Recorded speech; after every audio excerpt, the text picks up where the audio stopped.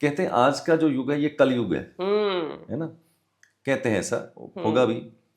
तो कलयुग जो हमारा चल रहा है इसके अंदर न्यूमरोलॉजी का कितना रोल है, कितनी इंपॉर्टेंस है, आपके विचार से क्या है? मेरे विचार से तो न्यूमरोलॉजी की इम्पोर्टेंस बहुत ही ज़्यादा है।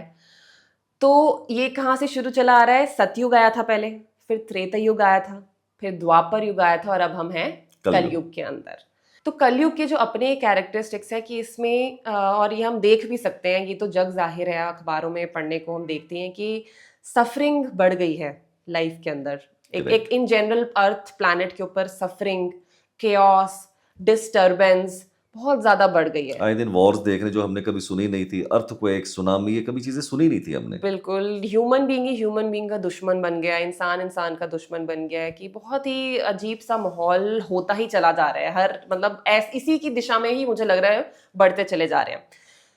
More than ever I think numerology का रोल अब बहुत ही ज़्यादा पर्टिनेंट हो गया है, क्योंकि न्यूमरोलॉजी में हमारे पास कुछ इस तरह के टूल्स अवेलेबल हैं, इस तरह के कुछ हमारे पास पॉजिटिव वेपन्स अवेलेबल है जिससे हम इन चीज़ों को डिकोड कर सकते हैं। फॉर एग्जाम्पल, अगर किसी की चार्ट में मल्टीपल 7 आ गए हैं, ठीक है, तो ऐसे लोगों को के साथ क्या होता है, धोखाधड़ी होने के चांस बहुत ज्यादा हो जाते हैं। और अब कलयुग है तो कलयुग में धोखाधड़ी, पार्टनरशिप में धोखा मिलना, लव लाइफ में धोखा मिलना, तो कुछ लोगों के साथ देखते हैं बहुत ज्यादा होता है। अब अगर आपको न्यूमरोलॉजी आती है, अगर आपको इतनी ही अवेयरनेस है कि यार मेरे साथ ऐसा होने के चांसेस बहुत ज्यादा हैं, तो आप और केयरफुल रह सकते हो। अगर आपको पार्टनरशिप करनी भी पड़ी तो आप फिर और केयरफुली असेस कर सकते हो, क्या क्या इस फलाने बंदे के साथ मुझे पार्टनरशिप में जाना चाहिए, क्या इसके चार्ट में ये चीज़ें हैं जो मेरे साथ वर्कआउट करेंगी नहीं करेंगी।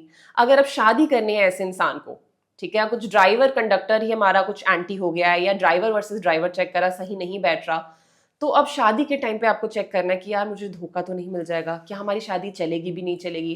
तो I think more than ever कलयुग के अंदर इसकी बहुत ज्यादा उपयोगिता बढ़ गई है, बिकॉज अब आपके पास एटलीस्ट टूल तो है।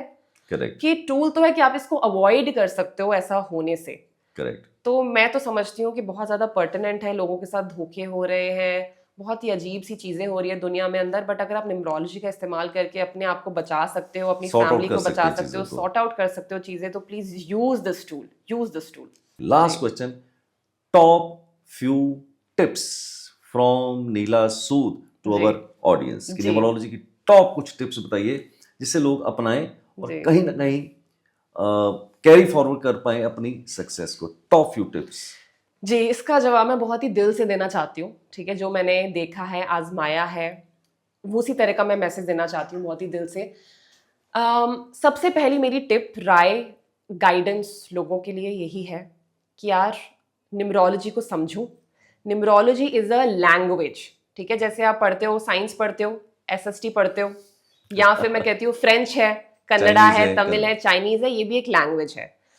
अगर आपको नहीं अभी तक आपने सीखी तो आप ये मत कहो कि I do not believe in this. क्या कभी ऐसा किसी को बोलते सुना है, I do not believe in French? What do you mean you do not believe in French? French तो एग्जिस्ट करती है। Better you say you do not understand that. तो अगर आपको न्यूमरोलॉजी अभी तक आपका उससे वार्तालाप या आमना सामना नहीं हुआ है, better you say you do not understand it, but you can not say you do not believe it. Because ये जो लाइफ के अंदर क्रांति ला सकती है, जो ये साइंटिफिक तरीके से हमारी लाइफ में चेंजेस ला सकती है, वो उसके साथ अगर आप उसका आपका सामना नहीं हुआ है तो आप कहीं ना कहीं बहुत ही लाइफ में कुछ छोड़ रहे हो। तो पहले तो इसे समझो। फिर मैं दूसरी टिप और एडवाइस लोगों को देना चाहती हूँ कि यार अपना चार्ट देखकर, जब आप अपना बर्थ चार्ट बनाते हो, बहुत सारे पॉडकास्ट में लोगों को बर्थ चार्ट बनाना सिखाते हो, राइट? कैसे डीसी देखना है, चार्ट के अंदर कौन सा नंबर कहाँ जाना है, पूरा इंडिया सीख चुका है बर्थ चार्ट कैसे। मुझे लगता है लोग आपकी शक्ल देखते ही पेन और पेपर निकाल के अपना बर्थ चार्ट बनाना शुरू कर देते हैं। कई बार मॉल के अंदर, थिएटर्स के अंदर या एयरपोर्ट में मिलते, अरे यार ये वही अरविंद सूद जी जो बर्थ चार्ट बनाना सिखाते, तो मेरी पहचान ही वही बन गई, बर्थ चार्ट वाले अरविंद सूद जी। जी बिल्कुल। तो अब लोगों को क्योंकि बर्थ चार्ट बनाना आ गया है, तो मैं सबसे इम्पोर्टेंट राय लोगों को देना चाहती हूँ कि अपना बर्थ चार्ट देखकर ना तो अभिमान करें और ना ही हताश हों। मैं बहुत ही स्ट्रेस करके इस बात को बताना चाहती हूँ। बहुत बार ऐसा होता है, कई बार होता है कि लोग देखते हैं कि मेरे पास तो भैया 2-2 राजयोग बैठ गए हैं, यहाँ से 2 5 8 है, यहाँ से 4 5 6 है। नीला जी ने, अरविंद जी ने कह दिया राजयोग बेटा अब तो हमारी नैया तर जाएगी, और कहीं ना कहीं कंप्लेसेंट हो जाते हैं लाइफ के अंदर, उन्हें लगता है कि Over यार गाड़ी confident. हमारी दौड़ ही पड़ेगी, अब तो हम ब्लेस्ड हैं। तो आपको अभिमान ये वाला नहीं लाना है, आपको अपना कर्म तो करना ही पड़ेगा, रोल एंड गोल को अलाइन करना ही पड़ेगा। आप ब्लेस्ड इस सेंस में हो कि अगर एक इंसान को point A to point B पहुंचने में 3x अमाउंट ऑफ टाइम लग रहा है तो आपको x ही लगेगा, या शायद आपको x/2 ही लगेगा। बट अगर आप फिर भी कंप्लेसेंट होकर बैठ ही गए हो, कुछ कर ही नहीं रहे हो, तो भी आपका राजयोग काम नहीं करेगा। रोल एंड गोल अगर अलाइंड ही नहीं है तो भी आपका राजयोग उतना आपको फल नहीं देगा, और आप सोचोगे कि यार कहा था बट हुआ नहीं। दूसरी तरफ बहुत से लोग हताश हो जाते हैं कि यार मेरे चार्ट में कोई राजयोग नहीं है, और ऊपर से मेरा ड्राइवर कंडक्टर कॉम्बिनेशन ऑपोजिट बैठ गया है, कुछ स्ट्रगलिंग नंबर्स बैठ गए हैं, तो पहले ही हताश वाली फीलिंग लेके बैठ जाते हैं हमारा तो कुछ होना नहीं है। मैं पहले तो उन व्यूअर्स को, अपने व्यूअर्स को ये बोलना चाहती हूँ कि यार ऐसा बिल्कुल भी नहीं है। आपका बर्थ चार्ट डिसाइड नहीं करता कि आप लाइफ में कितने सक्सेसफुल होंगे या नहीं होंगे, ऐसा बिल्कुल भी मैं तो नहीं मानती। आपका बर्थ चार्ट आपको एक सिग्नल देता है, आपको इंडिकेशन देता है, और आपको वो रीड करके अपनी लाइफ को नेविगेट अकॉर्डिंगली करना है, और यही हम सिखाते हैं और यही हम बताते हैं। अगर चार्ट वीक भी है, अगर ड्राइवर कंडक्टर एंटी ऑपोजिट भी है, तो भी आप सफलता के शिखर पे पहुंच जाओगे, पहुंच सकते हो।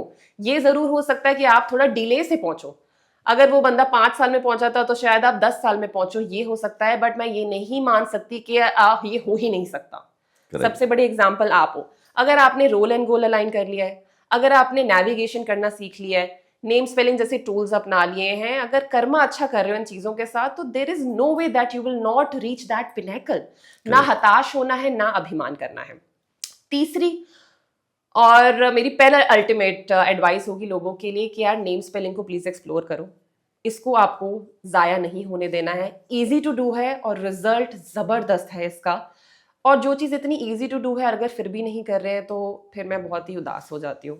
ठीक है, आखिरी टिप मेरी सबके लिए यही रहेगी कि यार अपने लकी नंबर्स, लकी कलर्स को देखिए, उसके अकॉर्डिंग डिसीजंस आप लीजिए। मैं ये नहीं कह रही इनसे ऑब्सेस हो जाइए, but when it is a deciding day of your life, let's say your child is going to write an exam and you had the option to schedule that date of the exam according to you. किसी meeting पे जाना है, किसी important meeting पे जाना है, important real deal estate करनी है। डील करनी है, रियल एस्टेट के पेपर साइन करने हैं, कोई इंपॉर्टेंट सर्जरी है आपके लिए जो Correct. आपके मतलब जो अच्छे दिन पे होना बहुत जरूरी है, तो या मोबाइल नंबर है, आपके घर का नंबर है, तो जब ऐसी सिचुएशन आती है तो फिर लकी नंबर्स का रोल बहुत ज्यादा प्ले में आ जाता है। तो अपने नंबर्स को साथ लेके चलें जिंदगी में, ठीक है, लकी कलर्स को साथ लेके चलें, बैड कलर्स को अवॉइड करें।